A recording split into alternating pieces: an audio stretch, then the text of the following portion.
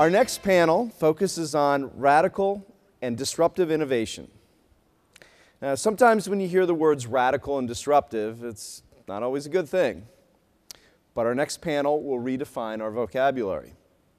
In a challenging and changing and increasingly uncertain world, we have to be able and willing to adapt to challenges and situations, both foreseen and unforeseen.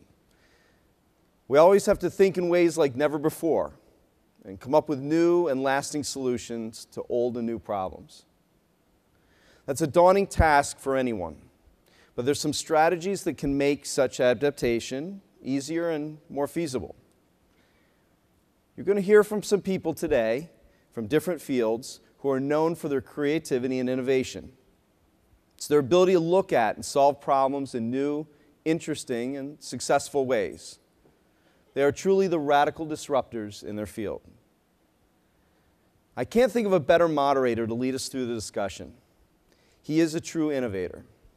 He's an agenda-setting writer, speaker, and entrepreneur who has shaped the global conversation about the best ways to compete, innovate, and succeed utilizing radical innovation. He is the author of 2 best-selling books, Practically Radical and Mavericks at Work, Why the Most Original Minds in Business Win. He's also the co-founder of one of my favorite publications, well, except for the one we just launched yesterday, Fast Company. Please welcome back Mr. Bill Taylor.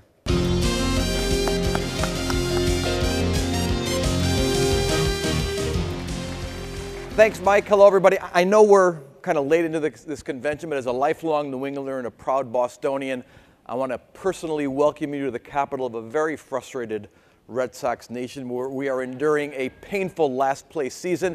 If you have a little time left and you're out and about and you want to connect with the locals, find someone wearing a Red Sox cap, walk up to them in your best Boston accent and say, "They're ruining my summer." If you say that, they'll smile and buy you a beer, or they may punch you in the nose depending on how many beers they've had. But anyway, you'll have a memorable tourist experience. We have spent the last few days at this convention exploring how technology, new markets, and shifting consumer preferences are transforming the global travel business. We're going to spend this section focused on how you can transform your business.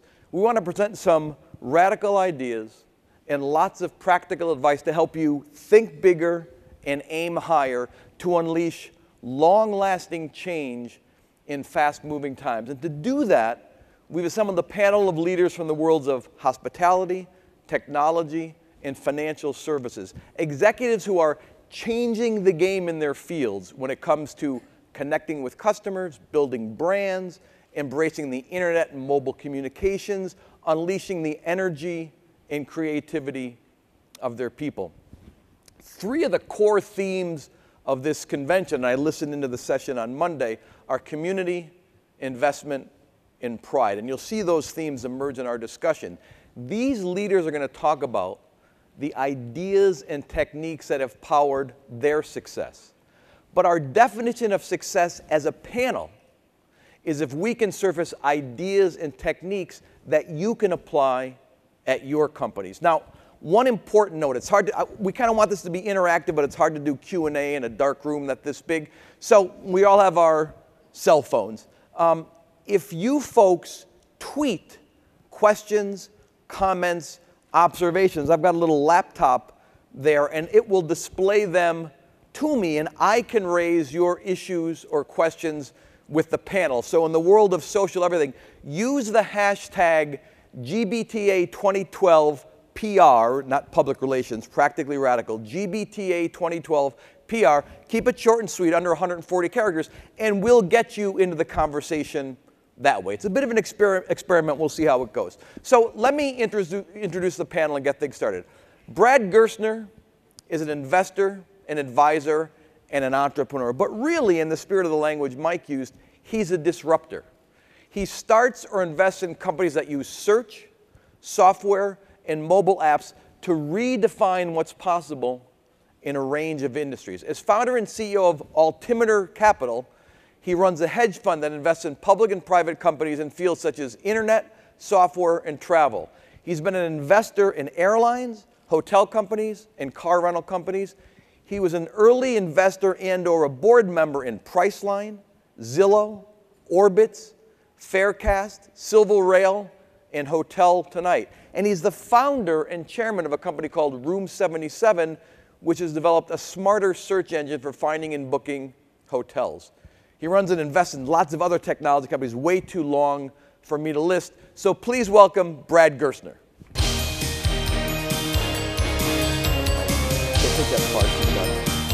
Not the one at the very end, but there you go. Great.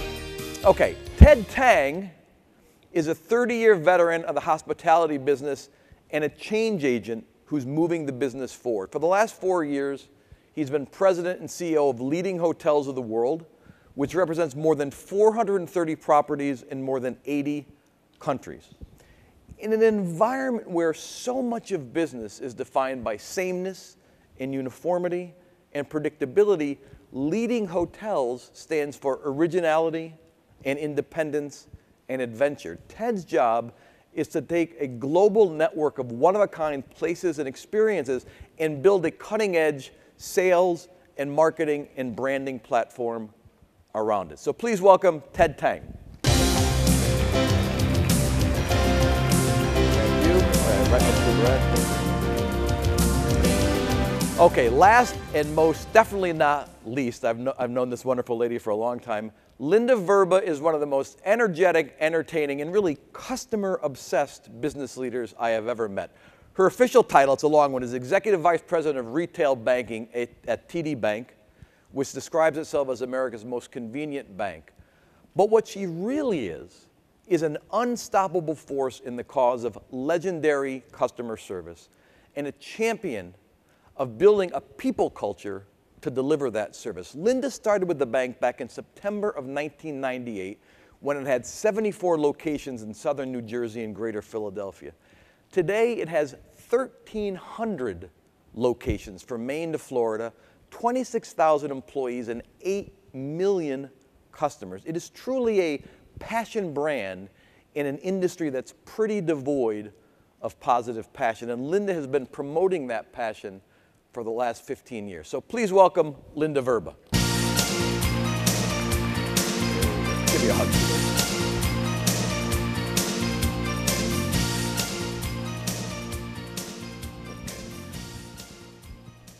All right, so welcome everybody. Thanks to all of you for coming.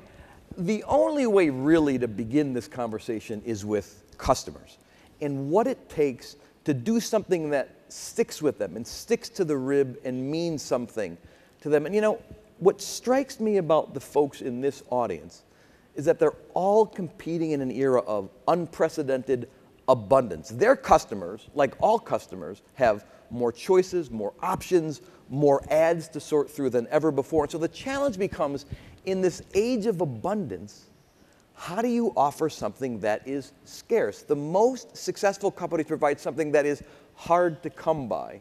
So it's a big question, I know, but what are each of you doing? And Brad, you may want to pick a company you're investing in or a company you've started.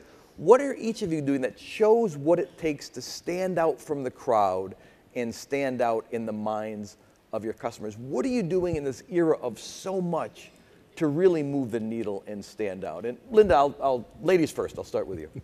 So I work for a bank. It's like akin to the post office. That's what people expect. And so for us, it's really very simple. It's creating an experience. So how are you going to connect with the customer? And so it's literally getting our employees to interact with customers one by one, 8 million customers at a time, regardless of what channel that they use.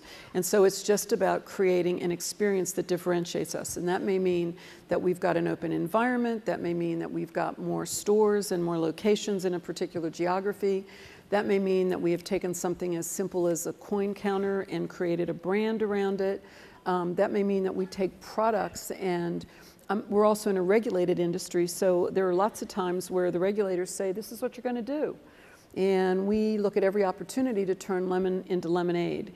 And we do that clearly with the customer at the center of our universe. And also, unlike other banks, I would tell you that we have what I would refer to as an integrated model. So where other banks have a silo and nobody talks to one another, We live in a world where the customer trumps everything. And everybody comes to work regardless of whether they're the CEO and the president or a part-time teller. And they understand that that is our very simple mission statement, and that everything they do, that's their guiding principle. And as someone who's studied TD for a long time, I mean, to me what strikes me is that it really is that mindset and the notion that we don't think of ourselves as a bank. We think of ourselves as a retailer who's in the experience, in the business of creating an experience. We happen to be offering banking service, but it's that kind of customer-oriented mindset. And it's always, flattery is the greatest form of what is that? The expression is copying. Imitation is the sincerest form of flattery. And honestly, you just go out to high-powered retailers, or you go somewhere where you've got a great experience, and you look at how you can actually execute that. Maine to Florida, 1,300 locations, 2,600 employees. And so the key to that, quite frankly, is to resist the temptation, absolutely resist the temptation of adding complexity in. And I think you have to keep things simple. They clearly have to be actionable, and they've got to be measurable. And I think if you put those things in place, whether it's your balance sheet, whether it's senior leadership, then you can let the inmates run the asylum. And quite frankly, it's the inmates that interface with your customers every day, so they've got to feel that they've got the license to thrill. And license to thrill does not mean that there's financial or regulatory integrity at risk. It just means that they will generally do what they think is right for the customer, but they've got to feel comfortable enough to want to do that. That's a great point. Ted, you've been at Leading Hotels for 4 years now. You're both running the company as a company, and you've got the great job being able to visit so many specific properties and such. What's your sense, whether it's the brand writ large or what you're seeing on the ground, but what's your sense of how Leading Hotels is really trying to rise above a field where there is great execution so many times, but there's still opportunities for differentiation? That's a great question. I think you mentioned two words, abundance and scarcity. To me, that's luxury is the superhighway between the two. In the world of scarcity, abundance becomes luxury, right? Like space on an aircraft, okay, maybe not abundance of space in business class and first class, but more space becomes luxury. In the world of abundance, right, and excuse me for using Starbucks as an example, in the world of abundance, all of a sudden, one of a kind becomes the luxury, the scarcity, the part of it. And I think that's what we do, trying to be somewhat different, is in the world of sort of consistency, uniformity, and which leads to sameness, is to offer something that's very local, that's very original, or very authentic. Business travel by nature is very hectic. It is routine, it is repetitive, it is getting in lines, it is forming groups. All of that is a part of business travel. So a lot of our hotels, what they try to do is to do something that's somewhat disruptive. It's to offer somewhat of an oasis, a dispersion away from your routine. Allows you to sort of zone out for a small period of time to let you recharge. I just came back from a 11-day trip through Asia, and my last stop was in Tokyo, and I stayed at the Palace Hotel in Tokyo, which is right across from the Imperial Hotel, the Imperial Palace. This hotel was torn down, rebuilt in the last few years. Because it is facing the Imperial Hotel, the Imperial Palace, every room has a balcony. And in the world of Tokyo, to have a balcony with teak wood furniture overlooking the Imperial Palace is just a disruption. It's a disruption from the hectic life, and it gives you a few minutes to sort of reflect and think. And I think for a lot of our customers, that's what they look for. That's great. Brad, you are in the middle of the greatest explosion of technology-driven, customer-oriented change I can remember in my lifetime, and it's hard as an observer to make sense of it. And I don't know, I don't envy you having to dig in somewhere, but can you dig into whether it's a company you're investing in, a kind of a thematic bet you're making, to help explain to us how this technology-driven stuff really allows companies to stand out from the crowd and stand for something special with their customers? First, thanks for having me. Yeah, I think this is an interesting conversation at an interesting moment in time. I think when we think about customer driven, and I imagine Linda would agree with this, a lot's changed over the last 10 years. You know, if you think about the pyramid, the customer is at the bottom of the pyramid, but I think today we've inverted the pyramid. The consumer now is supercharged and super empowered. They all have a personal computer in their pocket. They all have super connected platforms that allow them to publish instantaneously their feelings on whether the steak they're eating is good or the hotel they're staying in has a nice bed. And the consequence of that is accountability when you're servicing those customers. If you fail to service the customer lets you know in real time, instantaneously, your brand and your identity that you work so hard to preserve is challenged. So I think the first unique thing we have is a super empowered individual or customer. Secondly, you mentioned this idea of abundance. I think one of the biggest challenges today is just the amount of noise that exists for the traveler in everything that we do, from planning the travel to actually doing the traveling. So when I look at great consumer experiences, whether it's a startup I'm investing in or whether it's a public company that's investing in new initiatives, I don't like them talking about the 25 new whiz-bang things they're going to do. I love to hear them talk about simplifying it and just making their core offering better. When you look at mobile telephony, AT&T got into trouble a few years ago, and they said, well, but we have the most innovative mobile phones in the world. And the problem was they didn't stay connected. You couldn't make a call. The purpose of the phone is to make a call. So it's getting those core things right. And I think for a lot of startups, less is more. And so I'm looking at people who are taking steps out of the process. Silver Rail that's here, one of the companies you mentioned, we're working on a technology like ITA to allow you in a single PNR to book a trip from Manchester, England to Venice, Italy. Doesn't seem complex in 2012. Why can't you do that? Why can't you have an Orbitz-like search for a rail ticket rather than having to go into individual country silos, individual websites, plan all this out yourself? There should be a journey planning technology. I mean, this is, so they're investing a lot of money in a really difficult technology, but when it's done, it will radically simplify the process of shopping for and booking a rail ticket for somebody who's sitting in London. So those are the types of things I'm looking at today, all driven by consumers who demand more simplicity. So when I'm hearing that quickly a theme that's emerging, it sounds maybe like a contradiction, but I don't think it is on the one hand, it's a very tough environment out there to stand out, to really move the needle with your customers, and you have to do things that are dramatically different. On the other hand, you have to keep everything really, really simple. And to me, the way you square that circle is that there has to be real clarity about what the organization stands for and real confidence among everybody when there's such a tendency to just gravitate to the middle of the road and good enough is good enough.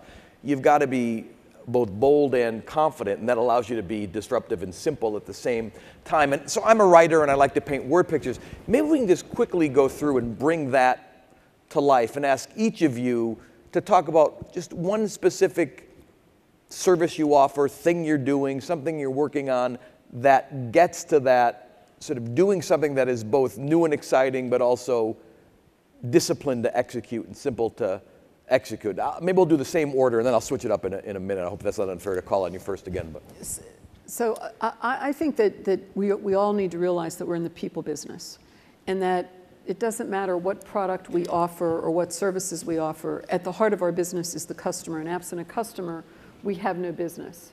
And often we tend to forget, and the customer becomes an interruption, a pain in the ass, and absent the customer, there's no reason for any of us to be sitting here.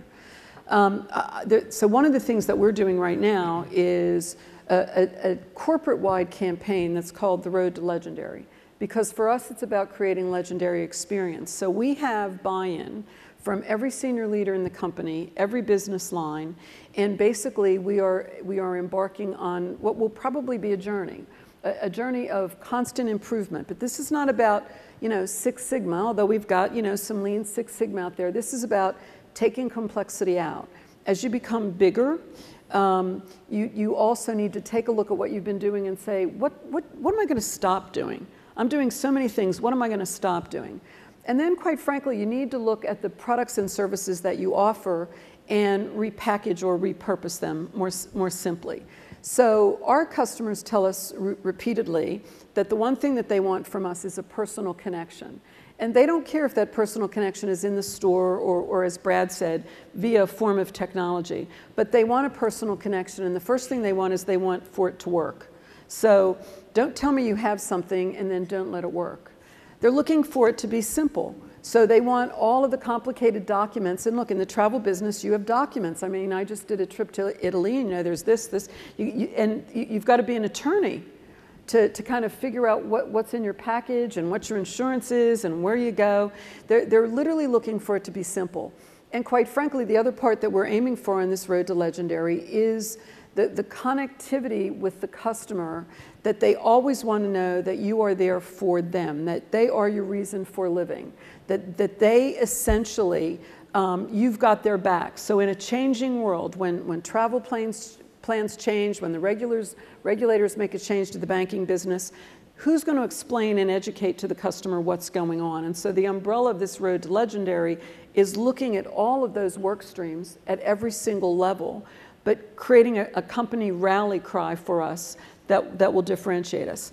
The other thing is, many of you may know about Dodd-Frank or have heard a lot about Dodd-Frank. It's about, you know, what you can and can't charge your customers for fees. It's really had a phenomenal impact on bank revenue. And banks have a herd mentality, and everybody went out and said, this is what I have to do and this is what I'm going to do. We sat down in a room and said, well, we're not doing that. Not that we won't comply, by the way, oh please. I mean, clearly, I'm not going to jail, all right? So we will absolutely— You do look good in pinstripes though, so we'll see. Yeah, we will absolutely comply, but for us, we created a product called Debit Card Advance, which gave our teams in the store, in our contact centers and online, something to talk to the customer about and to give the customer a choice on how they wanted to manage their money. So you create a product around it. It's about taking lemons and turning it into lemonade, which means you need to have an attitude about how you want to tackle any of the complexities that go on in any of our businesses. Great. Ted, before you jump in, so fun stuff's happening on Twitter. People are doing two things, tweeting some questions, and I'll get to that momentarily, and also tweeting their takeaways and lessons. So it's a lot of fun. So hashtag GBTA 2012 PR. Keep firing the questions, and after I rip through this one, I'll start posing some of your questions. So Ted, you have a whole world to draw from. Give us another word picture, if you will, of something that's going on that you think is moving the needle. Yeah, for us, we have very different hotels than the chain brands. We looked at how can we be different. What is it that we do that is meaningful, relevant to our customers, that they'd be interested in. You know, with all the due respect to chain brands and their successes in the mass market, with the rectangular boxes and all that, our hotels are different. Our hotels tend to be more local, independent. And one of the things that we realize is that for a travel or hotel loyalty program, you don't have to travel to benefit from it. So we created something called a hometown benefits. Because what we find is that many of our loyalty members reside in communities where we have hotels. So rather than when they have to travel, what we do is that we offer to those people living within the community opportunities to come in and enjoy the hotels, whether it be restaurants, bars, spas, salons, various amenities of the hotels that a local resident would enjoy. That's good idea. Now, our hotels, people actually would enjoy going into the dining rooms because many of them are Michelin-star restaurants and all of that, versus a lot of the sort of the beige on beige hotels. You stay there because you have to, and they're very consistent, but you wouldn't do that on a Sunday brunch or just to bring some friends out. The other thing we find is that when our loyalty members, our consumers, are engaged with the hotels locally, they're more likely to think of us when they travel. Also, when they have friends and families visiting, they're more likely to recommend the local hotels, which they've already been engaged with. So that's been a program that's, it's still fairly early stage, but the emotional response has been very positive. That's great. That's great. So, Brad, I can't tell you what to talk about, but I'm looking at Twitter and so on. If you want to talk about Room 77 in particular, just because I think it speaks to changing consumer expectations and mindsets, and a couple of folks have already asked about it on the Twitter feeds. But feel free not to. We'll get to it later. But whatever. I'm not going to do that. And more what it stands for in terms of where the world is going. So let's start with just a theme. And I have to give credit because an individual I invest with a lot and have started businesses with, Rich Barton, came up with this, founder of Expedia, founder of Zillow. Rich said, we were talking a few years back, and just about all the transparency. I mean, Zillow created radical transparency for consumers. They now know what their neighbor's house is worth. So for 90 million homes in the US, we put a price on the top of every roof in the US. And on day one, when we launched that business, 20 million people showed up. So there was an element, not only it's either transparency or nosiness, but that's either one. And we certainly knew there was, we called it real estate porn. There was a lot of voyeurism, but there was a lot of realtors and others in the industry who view it as an indispensable service. So there's this idea that came out of this radical transparency that was, if it can be known, it will be known. Yeah. In an era of the web, if it can be known, it will be known. In an era of computers in your pocket, if it can be known, it will be known, and it will be known right now, real time. So when I started looking at the evolution of hotel search over the course of the last 10 years, I mean, we think of it as a long time ago, but it's only 10 years old. Yeah. I said there's so many frustrating parts of it when I go, and it feels the same way it basically did 10 years ago. So we spent the last 10 years basically wiring the 500,000 hotels around the world to the internet. But when I go search for a hotel in Boston, I still get 300 hotels. And 280 of them I would never in my life consider staying in. It's just not in my use case, right? And so the question is, why do I get the same list as everybody else? In an era of social networks, I care about where my friends stay if they live in Seattle because they probably have a lot better idea where I should stay in Seattle than I do for myself. So why am I not seeing their recommendations? So I just had a very basic notion with Room 77 that we could build better hotel search. So what did I do? I went to Google and borrowed 15 of their search engineers, and we located the business in Mountain View. I borrowed them.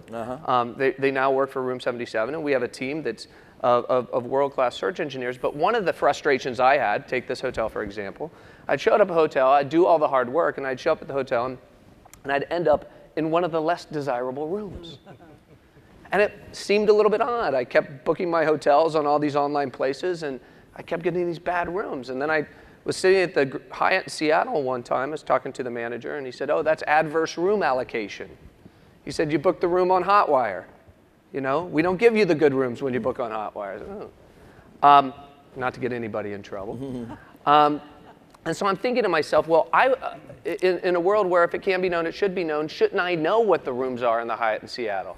Like, why is it such a secret? Behind the front desk, they've got a map. They know the good rooms and the bad rooms. They know the rooms that have a view of the Puget Sound. So what we did as an experiment is said, let's go source blueprints for these hotels. Let's digitize the blueprints. Let's use 3D digital animation to create the view from the rooms in each of these hotels. So for this hotel, we have the blueprint. We actually worked with Starwood, and Starwood found that their telephone agents started using the product, and they said, you know what? You guys know more about our hotels than our telephone agents that are talking to our customers. So now we want to tell our telephone agents, go to Room 77, and you can actually look at the views from the different rooms so you can sound smarter when you're talking about the hotel. So I know in this hotel, Room 1445 has a good view of the water, and Room 1436 has a good view of the city. So now when I'm booking my hotel, why shouldn't that be part of the process? And what's in it for the hotel? Well, the hotel ought to be charging me more for Room 1436 and Room 1445. And so as I look forward, we're just scratching the surface, but Room 77 believes fundamentally that search is in its infancy, that consumers will be more empowered. They'll be empowered by transparency. And we can do this in a way that's not only better for the consumer, simplifies their process, they show up, they know exactly what they're getting, but it's also good for the hotel. So let me take that, and because it's amazing what percentage of these tweets are about technology. It's just where everybody's thinking about. So we could spend another hour talking just about that and still just scratch the surface of the conversation. So let me try to narrow down. And Ted, I'll start with you, and then we'll bounce over to Brad and give Linda a break. She can go last this time. As you make sense of a world that is in so many different ways being shaped by, this radical transparency, how people connect with each other and everything, I mean, the only way I know how to begin to clarify it is to ask each of you to just look at one, and kind of, Brad, you said to start us down this route, that's why I want to take it, one or two really big, really meaningful technology-driven changes that are reshaping the world in which you, and in your case, your properties are competing. 'Cause, the fellow from Sabre on Monday talked about whatever, local, social local mobiles, so right, whatever. Right. And I mean, my head was spinning just trying to get it. So let's start with Ted. And when you're, staying up at night worrying about how technology's messing up your business or turbocharging your business, right, what are the small number of things you really think about? There are a lot of technology. That's the thing about our industries, that there are a lot of technologies that potentially have big impact on our business. I can think of near field communications. I can think of electronic paper. I can even think of the elimination of GDSs. Too soon. Actually, I think GDS companies will replace GDS themselves. But I'm really excited about something that I think some of the big hotel companies are working on, and that's the attribution model, right? In our business, and it could be applied to many other businesses, how do you grow your revenue? Well, you can discount. You can pay somebody a commission or a margin to help you find customers. You can add value to your product, include breakfast, transportation, whatever it is. You can spend more on sales, marketing, advertising, PR, all of that to bring in customers. In our business, it used to be one or two of these for each segment. It's gotten to the point where it's all four. So when you have layers and layers of distribution costs and in-house costs, it comes to a point where the yield for the supplier gets to be very, very low. I think the potential for attribution model is to start identifying which channel, which source is really influencing your business, and then you can pay those channels accordingly. Right now, everybody wants to help us. Everybody wants to help us find customers, and everybody wants to be paid, right? Fair. When people come to me and say, I got a new model, I'm going to find business, I'm going to drive business to you. Always two questions I ask. Okay, are you going to reach customers I currently don't reach? And the answer is generally yes. Right? The second question I ask is, are you going to reach customers I currently reach already? That's the one they usually dance around and say, well, we don't know how much overlap and all that stuff. But that's what's sort of hurting from a supplier standpoint, is that if they're going to reach your current customers, make them some type of attractive offer that they were paying you, and on top of that, they're asking for a margin or commission, it kills the supplier. So from our standpoint, what we're trying to work on is to say, okay, we need to pay somebody something, but how do we determine what's a fair allocation and who do we pay for? And I think that, for all of us in this room, that has some real big potential to sort of reshape our industry and rebalance sort of those who are really making an impact versus those who I call pirates, hijackers, kidnappers, and blackmailers. Right? There you go. Exactly. There you go. So I'm going to put those together and ask you to develop it. What strikes me about the comments you were just making about Room 77, the comments you were just making about attribution is, on the one end, some amazing stuff has happened. On the other end, we really are there's still so much mystery about how customers find us. Would they have found us anyway? There's so much, brilliant search to get the best price. You get there and there are 500 rooms. You have no idea what room you're going to be in and so on. If you were to look, as the sort of the technology whiz here, if you were to look 2 or 3 years down the road and talk about 1 or 2 areas you think really may be prone to the most change and advancement in this world where just, again, we're sort of untangling and demystifying and having greater transparency to so much of how A, people travel, B, companies build themselves and so on. What would be a couple of things? And you could do it either from the point of view of the traveler or from the point of view of companies trying to build businesses in this environment. First, you start from this place. Given that there are all these former presidents speaking here, I'll invoke a former president. The famous question, are you better off than you were 4 years ago? Yep. I travel all the time for business. I'm not better off. It's still a massive pain to plan, to book, and to travel. And arguably, I'm worse off because of the situation that exists in our airports. So I think about the technology transformation that's occurred over the last 12 years. And I ask the question, why aren't we better off? Yeah, that's good. Right? So I think that if I had to forecast ahead 2 or 3 years, I'll give you my optimistic or hopeful view of what companies ought to be doing, I think, to make it a better experience for the consumer. I think what we have today that we didn't have 5 years ago, I talked about a computer in your pocket. I talked about hyper-connected individuals. The flip side of this for the providers, for the hotels, for the car companies, for the airlines, is we have massive computing power and big data at scale that's affordable. What does that mean? It means that with Google Cloud Computing, Amazon Web Services, you can now, or private companies like Palantir, you as a company can now take this massive terabytes of consumer data you have and start asking the right questions, getting the right answers, and then pushing it forward so that it interacts with the customer. Why am I walking into, I stayed at a particular hotel in Seattle every quarter. I had a room that I liked, and yet every single time I went to book the hotel or showed up at the hotel, I had to go through the same song and dance about the room that I wanted. The process should be very simple. When I book the hotel, they should know I want that room. They should say, welcome back. When I walk into the hotel, I shouldn't have to go to a front desk at 11 o'clock at night, tired and have the conversation with them. I should walk in and I should literally walk to the door of my room. I should swipe a credit card through the door. Why? Because I already know what room I wanted. I got. I probably paid extra for it. But I got room 2922 with a beautiful view of the Sound. I was smiling all day on my way there because I knew exactly the room I was going to get when I got there. I bypassed all the hassle at the front desk. I swiped my credit card and I walk into the room. There are ways to so the technology didn't exist 10 years ago, perhaps, to do that.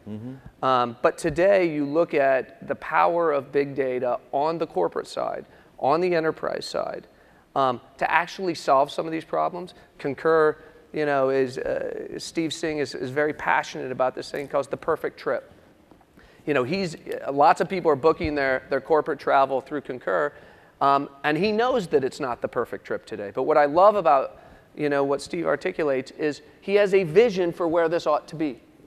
And there's a lot of wood to chop to get from here to there. But the technologies exist now to enable us to get from here to there. And so I think that it's big data on the corporate side, used wisely. And consumers are going to drive this because now that they're hyper-connected, they're going to complain to everybody until they get it. And when a certain company like TD or Starwood delivers it, they're going to shout it from the mountaintops. And so the value to the company that gets out in front and recognizes this, I think, will be massive. Thank you for that nice segue. So your legendary service, memorable experiences, banking is being reshaped by so much. Talk to us about how you translate those values and that commitment, or say whatever you're going to say. Okay, so I was really kind of hanging on Brad's every word, and as I'm thinking about going into my hotel room with my credit card, it reminded me that recently we actually went out to a local architectural school within our footprint, and in a 5-week window asked college students to design the store, as we would call it, the store of the future. If they're going to come into a bank, which people claim they don't, but they do, believe it or not, okay? What would they want it to look like? And to Brad's point, it was how you use technology. So if they had a debit card, for example, and that became their key identifier, they would come into the store, and as they would come in, they would sort of pass a keypad and sort of wand their debit card. And in the very short walk between when they walked in the door and when they got to the teller line, the teller would say, "Hey, Bill, it's really great to see you again. I've got your profile up. What can I help you with today?" Okay, creating that personal connectivity and using technology to do it. I just think there are so many applications, and the technology really allows you to do what I mentioned earlier, which is spend time personalizing the part of the transaction where people are looking for you to make that personal connection. When I think about social media, you know, we believe, and we have always believed, that feedback is a gift. If you don't know what your customers are saying about you, no matter how painful it may be to hear on occasion, you really can't do anything with it. You can't fix it. And social media is one of those wonderful tools that it gives you instantaneous feedback. And our customers are stunned, but they're my best. They're my best mystery and not so mystery shoppers. They go into a store, and I will tell you, customers will tweet us a picture and say, here's how many people are in line and you only have one teller. What the hell is going on with you people? Yeah. No, seriously, they'll do that. And we pick those up, and in a nanosecond, we then get to the store where the customer just tweeted and say, yeah, what the hell really is going on, okay? Well, you're supposed to have 3 people on. Where are they? Let's juggle around. And customers are stunned. Or when a customer is not happy and we reach out and say, hey, we want to know more, can you give us a way to connect? You want to do this technologically, or would you rather have a call? And we reach out and talk to them, they are stunned. And most of them will say things like, I was just really in a bad mood, and this was like the last thing that sort of sent me over the edge. But we learn from it, and we make changes based on what we know. So I think technology is a fabulous way of helping us spend time with our customers the way we should be spending time with our customers. And I think that's the part of it that we can't lose. Go ahead. Yeah, go ahead. If I can. Yeah, because we're going to take please. over now. The one thing that I think is so interesting about that is the real-time component. Yeah. So it used to be that the customer would go home, they were fuming, and they would like write you a letter. Or tell 10 and then 2 weeks later, you get back to them. But by then, the whole use case, the whole mood state had changed, right? And so today, it's the customer literally who checks into their room at the Westin that tweets hashtag Westin Waterfront. My room is terrible. It's got a lousy view. My bed was unmade. I found hair in the sink, whatever it is. This is hypothetical, by the way. And there's immediate action. Exactly. And that's the expectation on behalf of consumers. And if companies are not responding to that, and it can't just be we're doing this for reputational management purposes. I know a lot of companies today are hiring reputation management companies to follow Twitter and follow Facebook and follow all these things and respond to everything. But to me, that is a superficial way to use this. You have to actually be listening to and responding to the needs of your customers. Somebody in your organization that has that emotional attachment to the customer. So when you contract that out, and it's not that the contract firms aren't good, but if they don't have that emotional attachment to your customer, they just become another reporting service. Okay, it is somebody who has the connection, who can reach out to the customer, who is empowered to do something to that customer for that customer immediately. Let's do this quick, and I'll jump in. I'll ask Ted to start. And you know what I was thinking about it. And you two guys, so much of your brand up to this point has been rooted in the physical world and the treatment you receive at the hotels, the incredible experience you've created when people, and you're right, I mean, you know, we all think the world is internet banking. It really isn't, and a lot of your stores, I know, get more traffic than literally than the McDonald's in the area. I mean, the amount of people who go through a TD store because of what there is really quite phenomenal.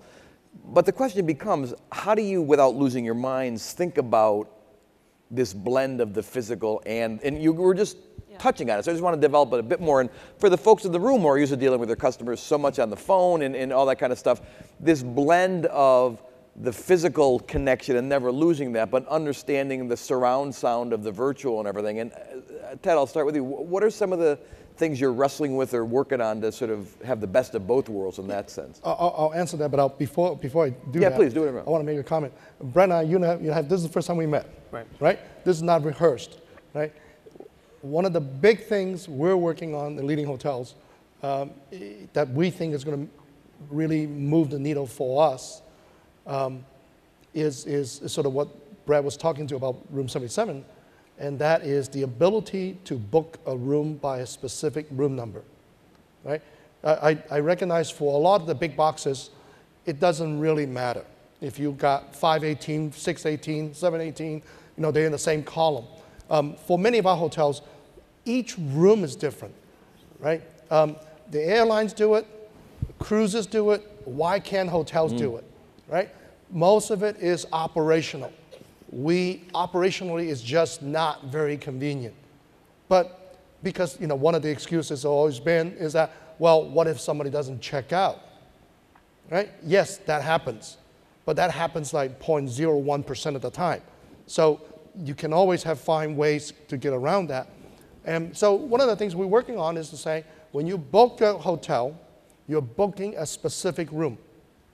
What we find in today's world, people don't want to be treated as a number, right? They, to start with Starbucks success is that a cup of coffee is just made for you, and they don't call order number 32. They say Ted. They ask you for your name, right? It's a really, really smart strategy to recognize people want to be recognized as individuals. And that's exactly the sort of the feeling we're going that way, is that it's not you are a arrival for run of the house. Okay, that's how we assign rooms. It's a king, a double, run of the house, and you become just another number. And I think when we say, is Mr. Taylor arriving for room 318, that personalizes that whole experience. So that's one thing we're working on it, and you're absolutely spot on that there's no reason whatsoever that we as a hospitality industry can't achieve this. Now, why are we doing it? You may ask, Ted, you don't even have two-way interface with your hotels. We're doing it, one, because customers want it. It's relevant to our customers, and we think it will make a difference. And probably most of our competitors won't do it because they are very operations focused, and if it's not convenient for the operations, they won't do it. Two, is that for us, leadership is not just about catching up to the next horse. Leadership, to another being among presidents speaking, right? When Kennedy said, put a man on the moon, he didn't know how that was going to be done. When you do something that you don't know how it's going to be done, it galvanizes the whole organization. It is an incredibly powerful. Now, of course, if you don't do it right, it could be very threatening. But if you take a big go out there and say, we're going to be the first to do this because it means something for our customers, it gets people excited about it. Back to Bill's question. The way we're relaunching our whole website in November. And the way we're approaching it, it's almost like walking through a shopping experience. It's not walking into a lobby because people don't make reservations at a hotel. They generally make reservations somewhere else. We want this to be more of a retail shopping experience, right? What are the window displays that's going to attract somebody walking down the corridor of a mall to make a right turn into your store? The minute they walk into the store, will they go further in? Is it all the discounts and all the specials, in the front, or is it the new arrivals, right? Is it cluttered with merchandise with lots of big percentage off signs, or it's just a few very interesting items? Does somebody greet you? All of those are we're looking at and say, let's make this a great shopping experience because it is different than a hotel stay. So I agree that it is virtual, it is brick and mortar, but you really have to think it through as to what is it that they're doing at that moment in time. Linda, how are you thinking about the TD experience and projecting it? A couple of things. So first of all, I think that it's always about customer choice. So it's a have it your way kind of world with us. We don't care how the customer elects to do business with us, and we don't price our lines of business to discourage or encourage a customer using any particular distribution channel. And by the way, with technology, they should be able to start something in one channel and go and finish it in another. So if they're working on a mortgage application or a transfer to online banking and they decide, I've got to stop now, but I'm going to drive by the store and I want to go in, they should be able to do that, which means your technology needs to talk to one another. So I think that's part of it, and they should choose which way they want to bank with you. But I also think when you look at where the store itself, the bricks and mortar are going, there will always be bricks and mortar for a couple of reasons. In an integrated model like us, our commercial customers who may never set foot inside a store drive up and down the street and they see that TD shield, and if they don't see it, they don't think that we're in their geography. And if in the event they do have a problem, where are they going to go? They want to be able to walk in. So there is that sort of safety and soundness to building your brand. I do think, however, inside the walls of the store, and when I talk about how we're developing the store of the future, we're experimenting with different sizes. We're experimenting with sort of modular components because I really believe that stores will become less transaction-based and more relationship-based. So customers will come in, even the millennials who everybody says will never come into a store, they'll educate themselves online. They'll talk to folks to see whether it's a good experience, but when it's time to sign on the dotted line for a car loan or a mortgage, they want to come in and they want to see somebody because they want someone to validate that their decision that they're making is the right decision for them. So the store will become less transactional and they will become more relationship driven. Yeah, great. So those are two really nice examples of blending both worlds. You are our resident disruptor, and let me ask you to take it from a slightly different point of view. We were talking on the phone getting ready for this, and you were talking about, I think it's Hotel Tonight, and the virtues of starting something new from scratch without any of this legacy stuff, which can be a blessing as it is, or it can be a curse sometimes when you're trying to deal with technology. And Hotel Tonight doesn't even have a website. It's purely as I understand, it's purely a mobile app, and so it's starting like totally on the other side of the historical dividing line. So as someone who invests in big companies that are migrating, someone who starts and invests in companies that are kind of born today sort of deal, how do you deal with that whole physical virtual thing and taking legacy companies, and are they really going to make the move, or is it better to be, you know, starting as a baby in new diapers now and that sort of deal? How do you help us think about that? Because folks are in here are dealing with that issue every day. I mean, so there are two things I would say. Number one is incumbent businesses, it's certainly harder to pivot, right? So to make a change, and you're an incumbent business and you have a lot of stuff going on, it's akin to doing, you know, changing the engine on the 747 mid-flight. So you better have buy-in from the CEO, and you better have a change agent who doesn't have a vested interest in the existing infrastructure. So when Steve Ballmer stood up for Microsoft 4 years ago, and he was waving around, making fun of Android and waving around his Microsoft mobile phone, he said, we get $16 a license for this. No, why would I give it away for free, laughing at Android? We could always lower our price. He had a vested interest in this model.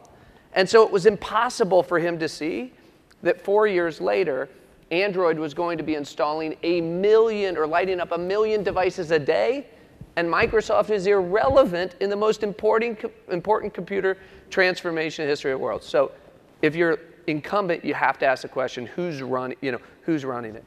I would say this, 3 quick companies, Zynga, Instagram, Hotel Tonight. Mark Pincus, who started Zynga, came to me in 2006, said, I'm going to start this company. It's going to be an online gaming company. I said, great. What's the website going to be called? He said, well, we're not going to have a website. I said, how are you not going to have a website? He said, well, we're just going to be an app that lives in Facebook. And I was so in Web 1.0 land, I couldn't even get my head around in 2006 what he was talking about. He built a multi-billion-dollar company. So you missed on that one? Missed on that one. Son of a gun. Hate when that happens. Unfortunately, I didn't get a lot smarter. I mean, you look at Instagram. Instagram started a year and a half ago, social network, going to rival Facebook, right? Somebody said, oh, well, what's your website going to be? Not going to have a website. Well, what are you going to be? Mobile-only application. Mobile-only application. Well, but Facebook's got a website. We're not going to have a website. Sold sold 18 months later for $1 billion because the threat that they posed to Facebook.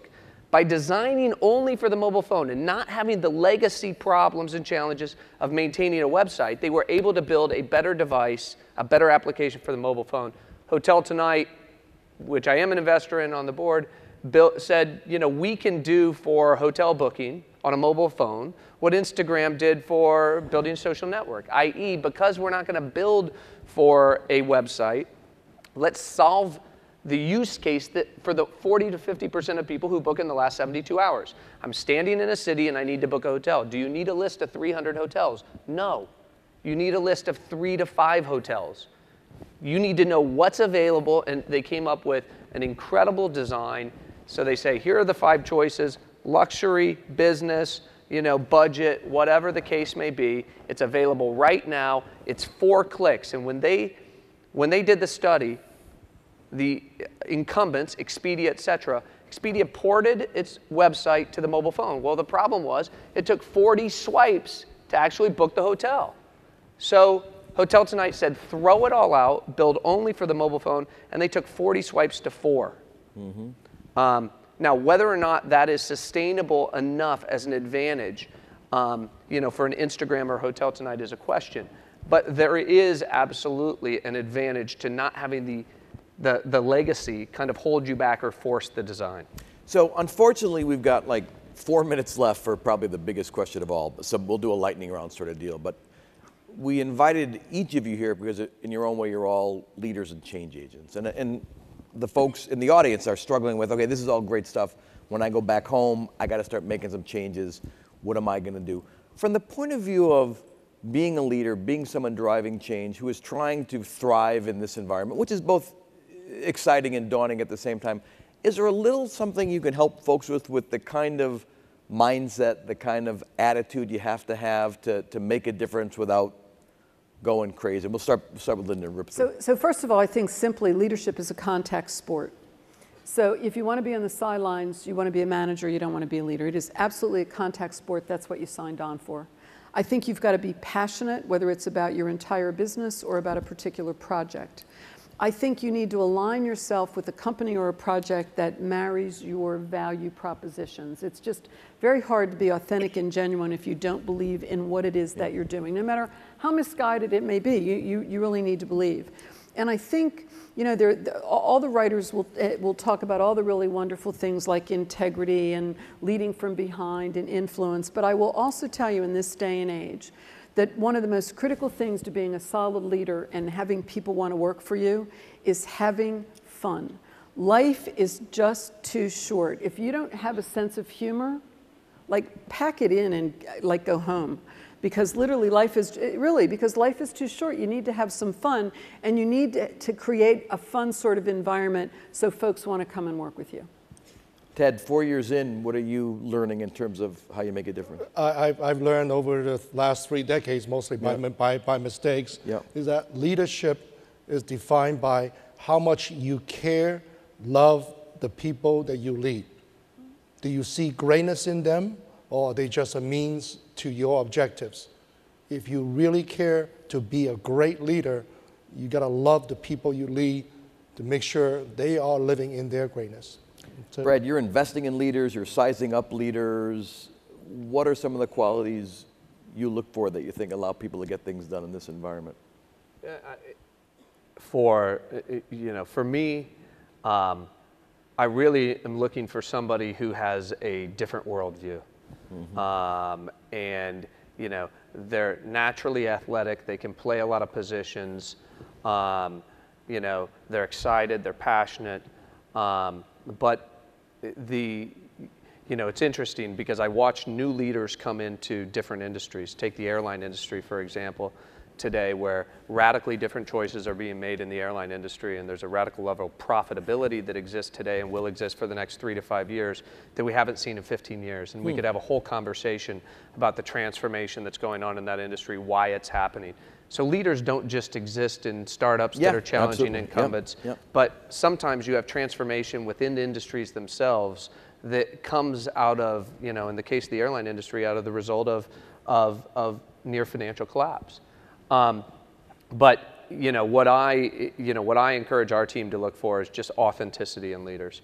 Whether everybody can read from a script about how they're going to change their company, but when you listen to these two talk about it, it's authentic. They feel it. And if you can find and back entrepreneurs or existing company leaders that are authentic leaders, I think you're going to do better than the Red Sox. To Brad's point. To Brad's point, I also think you need to be fearless about reinventing yourself. The skill set that you need to lead today is not the same skill set that you needed to lead yesterday or 5 years ago, and will not be the same skill set that you'll need to use 5 years from now. And so you need to really look at leadership as kind of a lifelong learning, and you've got to be fearless about reinventing yourself. And let me so I have no idea how to wrap all this up other than to ask a question to all of you to think about going forward, and it speaks right to that. And it seems to me, as you make sense of what you've heard today and you make sense of everything you've encountered in the last few days, the challenge for all of you, the challenge for each of you as change agents in your organization is to ask yourself all the time, am I learning as fast as the world is changing? That's what leadership is about today. to me. That's what having an impact is about today. For me, your job isn't just to out-hustle or out-muscle the competition. It really is to outthink the competition every single day. And if you as a leader can say, you know what, I'm getting really interesting ideas from a wide variety of places, I think you've got the best choice, the best chance to outthink the competition. So thanks for sticking with us. Thanks to the panelists, and good luck as you pursue success. Thank you very much. Great. Yeah, great. That was fun. That was great.